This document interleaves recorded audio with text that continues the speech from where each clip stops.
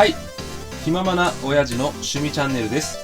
このチャンネルでは北海道の北部の情報を中心に紹介していこうと思っております。今回の動画は GGC 修行を兼ねまして北海道旭川市からマレーシアの首都クアラルンプールに旅行に行った動画のパート4です。皆さん、有名なマレーシア料理知っておりますか？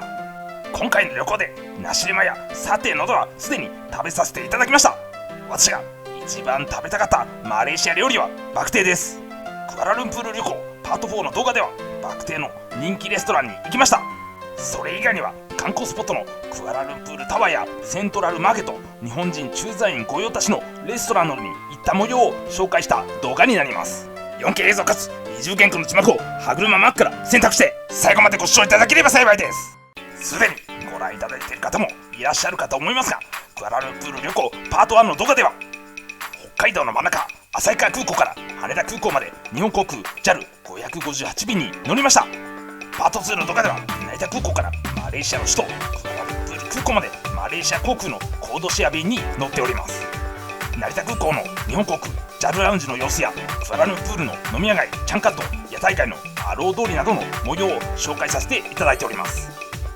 そしてパート3の動画ではオプショナルツアー専門サイトベルトラのクアラルンプール市内観光の模様を中心に紹介させていただいております。パート4の動画でも宿泊しておりましたバーダントヒルホテルの朝食の模様から動画をスタートしたいと思います。この日はプールサイドの席で朝食を食べました。食べた料理は昨日と同じナシレマやラクサなどを食べました。美味しかったです。私は筋トレが趣味ですので観光スポットなどに行く前にジムに行こうと思いました。せっかくの機会でしたので別のジムに行こうと事前に調べました。 KL セントラル駅近くにありますリトルインディアブリックフィールズのジムに行ってみようと思いました。クアラルンプールの交通の要所 KL セントラル駅近くですがインド街らしい独特の建物がたくさんありました。私はグラブタクシーを降りまして歩いてジムを探したんですがすでに閉店していたみたいです。ただこちらは朝からインド料理を食べれるレストランがありましたので一度食べてみたいと思いました。私はリトルインディアまで行きましたが結局ジムに行けませんでしたのでプキ・ビンタンの近くにありますララボートに入っているジムに行きました。今回も移動には配車アプリのグラブを利用しておりますがマレーシアではバイクタクシーが認められておりません。ですので撮影している映像は横からの映像になっております。今走行しているプキ・ビンタンはクアラルンプール随一の繁華街ですのでお店がたくさんありましたね。そして東南アジアではナンバーワンと言ってもいいくらい街が綺麗でした。高層ビルも立ち並んでおりまして本当に都会だなと感じました。リトルインディアブリックフィールズからグラブを利用しまして約10分でララポートに到着することができました。ララポートは日本のショッピングモールです。ですので日本でお世話になっておりますすき家やニトリ旭川にありませんが豚骨ラーメンの人気店一風堂や家電量販店の野島などがありました。こちらはララポートの中にありますライフフィットネスプキ・ビンタンです。こちらのジムはビジターで利用することができます。利用料金は1日53リンギット日本円で約1700円でした。こちらのジムにはシャワーがありましたがタオルのレンタルはありませんでした。前日に行きましたフィットネスファーストに比べまして落ち着いていてマシンも使いやすかったと思います。ベンチプレスやダンベルなどフリーウェイトの設備もすごく充実しておりました。クアラルンプールでビジター利用でトレーニングをするなら個人的にはこちらがおすすめだと思いました。私はトレーニングをしてお腹が空きましたので昼食を食べにバクテーの人気店サンフォンバクテーに行きました。私はバクテーをシンガポールで初めて食べたんですがマレーシアがバクテーの発祥と知りました。シンガポールとマレーシアのバクテーは味付けが異なります。私はどちらも食べたことがありますが個人的にはマレーシアのバクテーが好きです。クアラルンプールの都会のど真ん中にあるバク停の人気店サンフォンバク停に到着できました。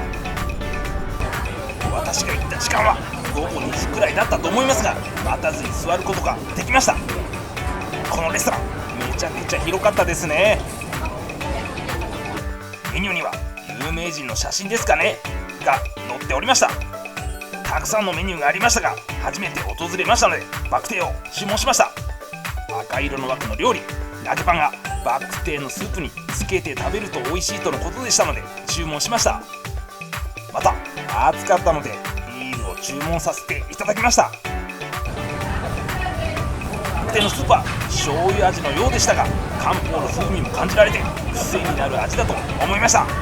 中に入っていた具はスペアリブやホルモンなどが入っていまして、味が染み込んでおりました。揚げパンをスープに浸して食べたんですが合いましたね。ライスも注文させていただいたんですがめちゃくちゃ合いました。このお店のバクテーは本当に美味しかったので、クアラルンプールに行くことがあれば絶対おすすめできると思いました。私はバクテーを食べた後、クアラルンプールの観光スポットでありますクアラルンプールタワーに行きました。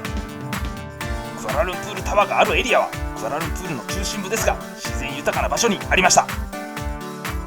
バクテーの人気店サンフォンバクテーから約 3km、 グラブを利用して約10分ぐらいで到着することができました。それでは入場券売り場が上の階にあるようでしたので、そこに向けて歩いていきました。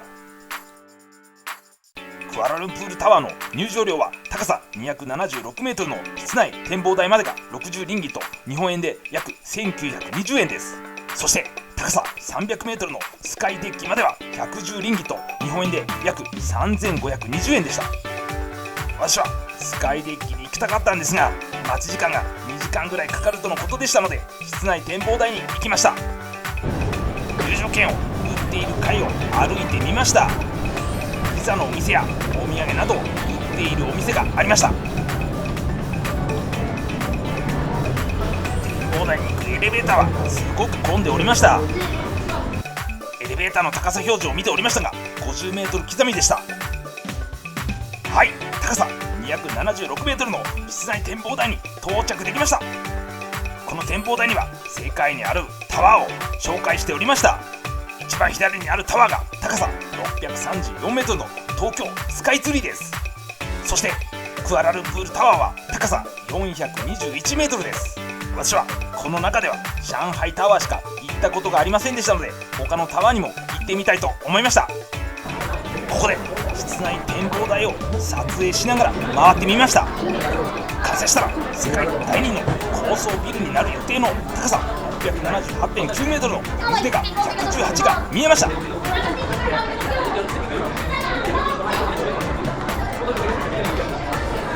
高層ビルがたくさん見えるエリアはペトロナスツインタワーがあります LCC エリアです。私もここで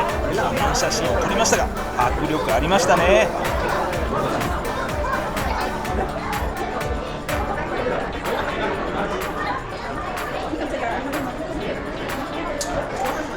この後一瞬見える日本人の方におすすめのレストランを教えていただきました。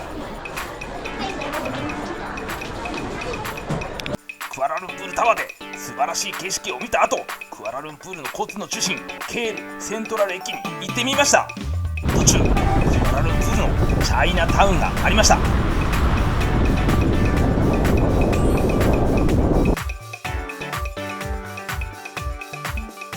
の辺りには送迎の車がたくさん駐車してありました。はい、ケールセントラル駅に到着できました。こちらはマレーシア政府観光局のウェブサイトから拝借させていただいております。ケールセントラル駅はクアラルンプールの公共交通の中心になる駅で、クアラルンプール空港から特急電車 KLIA エクスプレスの到着駅です。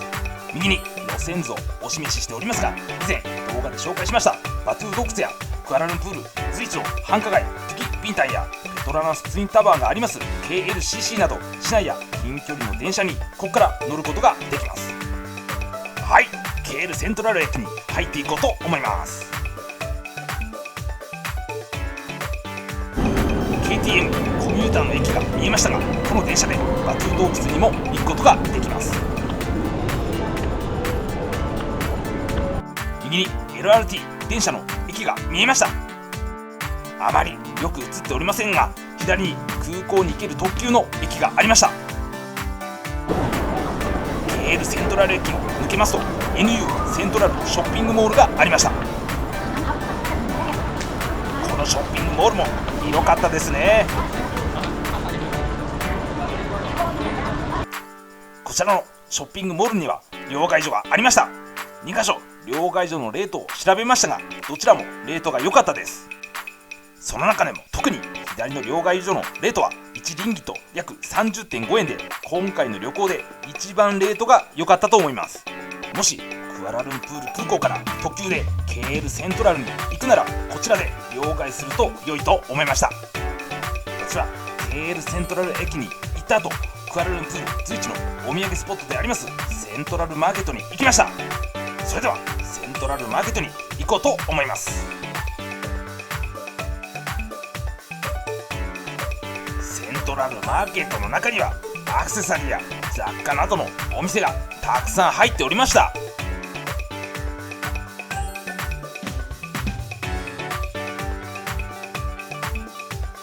この辺りにはさまざまな民族衣装のような服がたくさん売っておりました。私はこちらの名前などの文字を入れてくれるキーチェーンを買いました。500円ぐらいでしたので、クアラルンプールのお土産に良いと思いました。私はクアラルンプールタワーで写真を撮っていただきました。日本人駐在員の方に教えていただきましたハッカレストランに行きました。場所ですが、次ピンタンエリアの巨大ショッピングモールパビリオンの近くにありました。ハッカレストランは高層ビルのすぐ横にありました。お店の中の様子です。このお店は日本人駐在員がおもてなしをする際に利用するレストランだそうです。ですので日本人も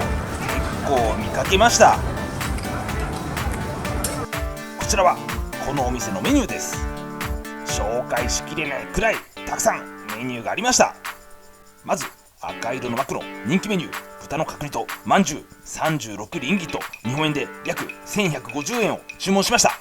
そして地鶏の自家製酒蒸しの M サイズ60リンギと日本円で約1920円を注文しました。またこのお店の名物料理の一つ、ハッカ風チャーハンの S サイズ18リンギと日本円で約580円を注文しました。こちらのスチームポットはこのお店の名物料理で一番食べたかったんですが、量が多いとのことでしたので諦めました。ドリンクはココナッツジュース10リンギと日本円で約320円を注文しました。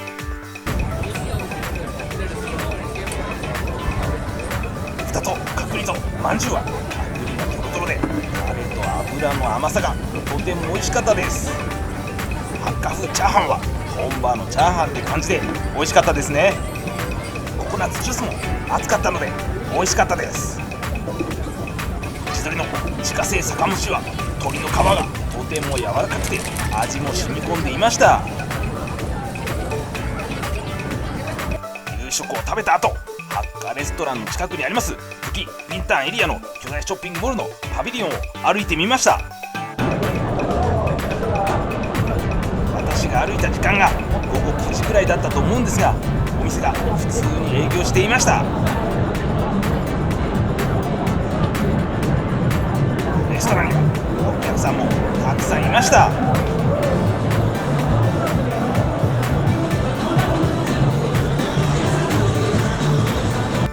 これで今回の動画は以上になります。引き続きパビリオンから繁華街でありますピンタンを歩いた模様の映像を見ていただきながらエンディングにさせていただきます。今回の動画ではクアラルンプールの人気観光スポットでありますクアラルンプールタワーやセントラルマーケット、交通の中心であります KL セントラル駅などに行ってまいりました。マレーシアの人気料理バクテーの人気店サンフォンバクテーのバクテーは癖になるほど美味しいお店でした。そして日本人駐在員がおもてなしをするレストランでありますハッカレストランは選びきれないほどのメニューがあり、食べた料理はどれも美味しかったです。もしまた行く機会があれば名物料理のスチームポットを食べたいと思います。今後作成予定のパート5の動画ではマレーシア滞在最終日の模様につきまして動画を作成していこうと思っております。もし作成された時にはそちらの動画もぜひご覧いただければと思います。今後も北海道の北部の情報を中心に紹介してまいりますので、チャンネル登録よろしくお願いいたします。